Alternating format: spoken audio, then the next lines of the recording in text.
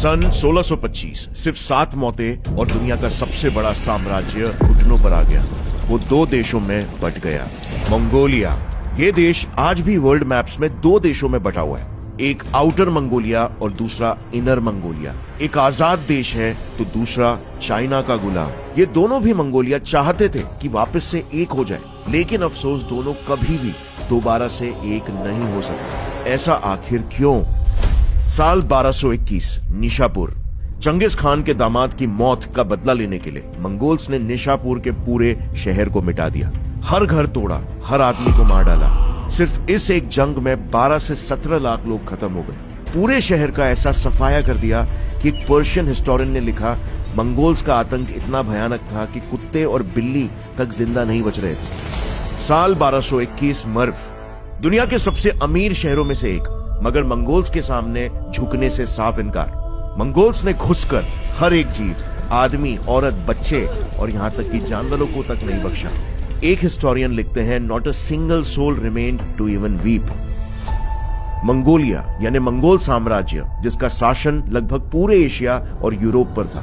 Genghis Khan दुनिया के सबसे बड़े साम्राज्य का राजा था और उनके राज में मंगोलिया इतना ताकतवर था कि उनसे टकराने की सोचना भी खुद की ही बर्बादी थी। इतिहास में मंगोल सेना को सबसे क्रूर माना जाता था, जो दुश्मन के सर काटकर चौराहे पर उसे लटका देते थे। कोई भी इनसे दुश्मनी नहीं लेना चाहता था। पर फिर आखिर यही माइटी मंगोल एम्पायर कैसे सिर्फ 7 लोगों की मौत की वजह से 2 टुकड़ों में बट गया? यह है मंगोलिया, दुनिया की 18th लार्जेस्ट कंट्री, जिसमें इंडिया के राजस्थान, मध्य प्रदेश, महाराष्ट्र और उत्तर प्रदेश जैसे बड़े स्टेट्स आराम से फिट हो सकते। मंगोलिया पूरी तरह से वीरान पड़ा हुआ है और ये छोटा सा एरिया दिखाई दे रहा है। इस 0.03% लैंड एरिया में ही मंगोलिया की 100% पॉपुलेशन रहती है। इनफैक्ट इस सर्कल से इंसान जितना दूर जाता चला जाता है, उसके जिंदा रहने के चांसेस उतने ही कम होते चले जाते। 18th सेंचुरी में पॉपुलेशन 10 लाख हुआ करती थी, लेकिन सिर्फ एक जंग ने वहां की 80% पॉपुलेशन यानी 10 लाख लोगों में से 8 लाख लोगों का एक ही झटके में सफाया कर दिया। बुद्धिज्म ने जन्म लिया और बुद्धिज्म फैलने लगा और इस एक धर्म की वजह से मंगोलिया की पॉपुलेशन एकदम से खत्म होने लग गई और कभी वहां से फिर बढ़ नहीं पाई। लेकिन कैसे आखिर सिर्फ एक धर्म देश की आबादी को मिटा सकता है, और वो भी बुद्धिज्म जैसा इतना पीसफुल एक ज्योग्राफी, जिसे हम बेसिक है सॉइल या मिट्टी, और तीसरा रेन। 0.03% इलाके में ही पूरा मंगोलिया बसता है। तो सबसे पहले स्टार्ट करते हैं हाई ऑल्टीट्यूड वाले माउंटेन से। अगर आप इस मैप को ध्यान से देखोगे तो मंगोलिया अर्थ के नॉर्दर्न पोल की तरफ रशिया और चाइना के बीच में लोकेटेड है। यहां पर यह बाय डिफॉल्ट एक पोलर जोन का पार्ट बन जाता है, जिस वजह से इस देश का एटमॉस्फेरिक टेम्परेचर मोस्टली माइनस में ही रहता है। और इस मैप में अगर आप यहां पर देखोगे तो मंगोलिया के नॉर्दर्न यानी कि ये पार्ट और वेस्टर्न पूरी तरीके से हाई ऑल्टीट्यूड वाले एरियाज है, मतलब ये ऊंचे हाइट वाले माउंटेनियस रेंजेस से घिरा हुआ है।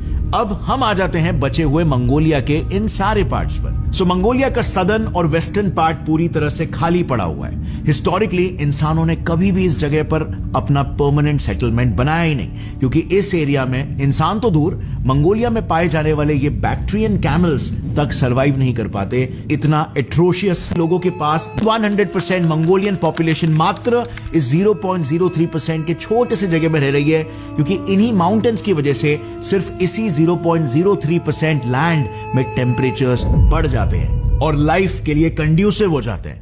बेसिकली मंगोलिया में नॉर्दर्न मंगोलिया का Khuvsgul mountain range, north west part की खांगाई रेंज और नॉर्थ ईस्ट की खेंटी रेंज मिलकर कुछ इस तरह का रफ ट्रायंगल बनाते हैं, जिसकी वजह से ये माउंटेन रेंजेस नॉर्थ वेस्ट से आने वाली सर्बियन विंड और साउथ ईस्ट के गोबी डेजर्ट से आने वाली कोल्ड विंड के खिलाफ as a natural wall act करते हैं, जो एक्चुअली में एक मेजर गेम चेंजर है, क्योंकि इन्हीं कोल्ड विंड से प्रोटेक्शन मिलने की वजह से जहां पर बाकी के मंगोलिया का तापमान -50 डिग्री सेल्सियस तक होता है। दूसरा मेजर रीजन जानने से पहले एक इंटरेस्टिंग फैक्ट, जंग के पहले मंगोल और चाइनीज सोल्जर्स एक रिचुअल फॉलो करते हैं, अपने आर्मर्स को ऑयल्स और हर्ब्स से ट्रीट करते हैं। नाउ दूसरा मेजर रीजन कि ये 0.03% एरिया ही हैबिटेबल है इज सॉइल। जैसे कि मैंने आपको बताया कि पूरे मंगोलिया में 365 डेज कोल्ड विंड्स फ्लो होने की वजह से ऑलमोस्ट ये पूरा देश इस तरह बर्फ की चादर से ढका हुआ रहता है। और इसी फिनोमिनान को जियोलॉजी के भाषा में पर्माफ्रोग्राफिकली ब्लेस्ड है। और दूसरा, सॉइल क्वालिटी की वजह से यही माउंटेन रेंजेस विंड को रोकने का भी काम करते हैं। And at the same time जब मंगोलिया में बारिश वाले बादल आते हैं तब यही माउंटेन रेंजेस उन बादलों को भी उसी रीजन में रोक देते हैं, जिसकी वजह से इस मंगोलियन वैली में कुछ इस तरीके का ओरियोग्राफिक रेनफॉल बदले की आनाई नहीं करते। हम इमोशंस के गेम को डीपली समझकर सबकी भलाई के लिए उसे वेपनाइज करते हैं। पर यहां पर भी कहानी खत्म नहीं होती है। 1634 में जब इनर मंगोलिया चिंग के अंदर समा गई और उनकी गुलामी में जीने लगा, तब भी उम्मीद की एक किरण बाकी थी, जहां पर मंगोल साम्राज्य अपनी आखिरी सांसें ले रहा था। लेकिन उन्हीं आखिरी सांसों को 53 साल बाद फिर से उन्हीं भाइयों के आपसी मतभेद ने हमेशा के लिए घोट दिया। 1687 की जंग वो आखिरी वार थी जिसने मंगोल साम्राज्य का नाम इस दुनिया से मिटा दिया। ईस्टर्न मंगोलिया के जुंगर मंगोल्स ने पूरे आउटर मंगोलिया पर अटैक कर दिया, जहां खालखा मंगोल ट्राइब राज कर रहा था। और इस जंग में पूरा आउटर मंगोलिया जुंगर के कब्जे में आ गया। अब इस बार देखना, फिर से इतिहास ने खुद को दोहराया। जंग हारे हुए खालखा मंगोल्स भी उठकर चिंग डायनेस्टी के पास चले गए मदद मांगने के लिए। लेकिन इस बार जो हाल चिंग डायनेस्टी ने मंगोल्स का किया, वो मानव इतिहास में सबसे क्रूर सजाओं में से एक था। इतना क्रूर कि मंगोल्स की क्रूरता भी इसके सामने कम लगेगी। अब देखो, इस दौरान हुआ ये कि क्योंकि जंगिस खान के राज में आम मंगोलियंस ने इतनी सारी जंगें देखी थी कि अब ये सिर्फ और सिर्फ शांति चाहते थे। और इसी दौरान कोइंसिडेंटली इंडिया से बुद्धिज्म भी सेंट्रल एशिया में धीरे धीरे फैल रहा था और साल 1271 में मंगोलिया तक पहुंच भी चुका था। कुछ ही सालों में मंगोलियंस भी बुद्धिज्म अपनाने लग गए और एक तरह से इस विचारधारा की वजह से पूरे मंगोलिया में शांति का माहौल छा गया था। लेकिन नॉट फॉर वेरी लॉन्ग, क्योंकि साल 1687 में कहानी में एंट्री होती है चिंग डायनेस्टी की, जो बेसिकली मंगोलियंस के खून के प्यासे थे। ऐसा इसीलिए क्योंकि चंगिस खान ने एक समय में उनकी जमीन पर कब्जा करके उनके ऊपर राज किया था और वो किसी भी हालत में मंगोलियन से हिसाब चुट्टा करना चाहते थे। और जैसे हमने पहले जाना, उस समय प्रेजेंट डे मंगोलिया में राज कर रही थी जुंगार डायनेस्टी। 1687 में चिंग डायनेस्टी ने अपना बदला निकालने के लिए जुंगार्स को एक वॉर के लिए ओपन चैलेंज दे दिया। उन्होंने फिर एक कदम आगे भी जाकर पूरे साउथ ईस्टर्न मंगोलिया पर कब्जा कर लिया। ये जुंगार्स के लिए सीधे सीधे एक जंग की ललकार थी। तो बस ना चाहते हुए भी जुंगार डायनेस्टी को चिंग डायनेस्टी के साथ वॉर लड़ना ही पड़ा। लेकिन क्योंकि चिंग्स काफी तैयारी के साथ आए थे और वो फुल कॉन्फिडेंट थे, तो उन्होंने इस जंग में जुंगार्स को बुरी तरह से हरा दिया। मतलब इतने बुरी तरीके से हरा दिया कि इसी जंग में 80% मंगोलियन पॉपुलेशन यानी कि 10 लाख मंगोलियंस में से 8 लाख मंगोलियंस जान से हाथ गवा बैठे।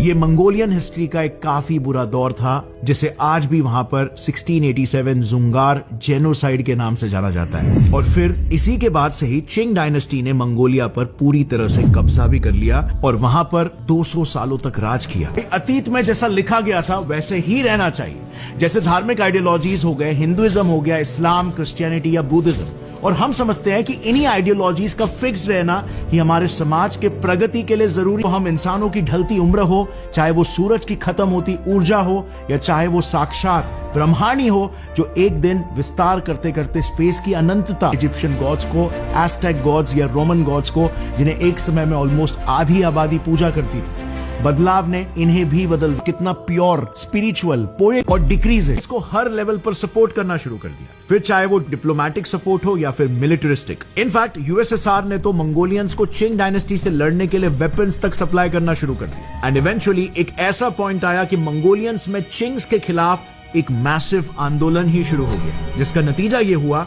कि उन्होंने चिंग डायनेस्टी को अपने देश से उखाड़ के फेंक दिया और इसके बाद मंगोलिया आजाद हो गया। मगर यह आजादी सिर्फ आउटर मंगोलिया की थी, इनर मंगोलिया की नहीं। बट हाँ, इस जीत ने इनर मंगोलियन टेरिटरीज में भी क्रांति की आग ला दी। वो भी आजादी के आंदोलन में उतरने लगे और उन्होंने सोचा कि अगर आउटर मंगोलिया आजाद हो सकता है तो हम क्यों नहीं। और इसे देखकर चाइना डर गया। अगर दोनों मंगोलिया फिर से एक हो गए तो उनकी ताकत दोबारा से बढ़ जाएगी। और इसीलिए चाइना ने तुरंत अपनी आर्मी इनर मंगोलिया में भेज दी और इस बार उन्होंने वहां पर पहले से भी ज्यादा कंट्रोल हासिल कर लिया। इसके अलावा चाइना ऑलरेडी आउटर मंगोलिया को भी एक सॉवरेन कंट्री मानने के लिए नहीं तैयार था। बट सबसे इंपॉर्टेंट सवाल तो अब भी रह गया, आखिर आज इतने सालों बाद तक भी दोनों मंगोलियन रीजन्स एक देश क्यों नहीं बन पाए।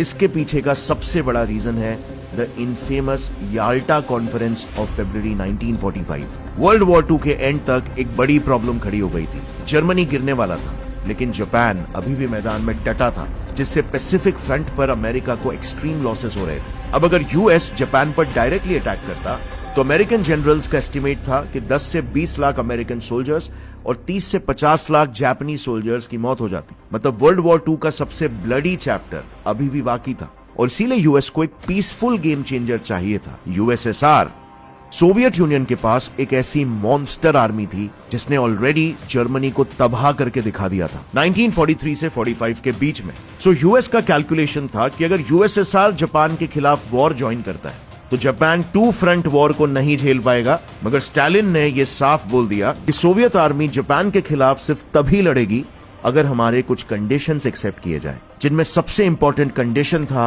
आउटर मंगोलिया का स्टेटस क्वो मेंटेन रहे, यानी कि जैसा चल रहा है वैसे ही रहे। मंगोलिया को चाइना के इन्फ्लुएंस में वापस नहीं भेजा जाए और उसके इंडिपेंडेंस को एक तरह से ग्लोबली रिकॉग्नाइज किया जाए। ये सब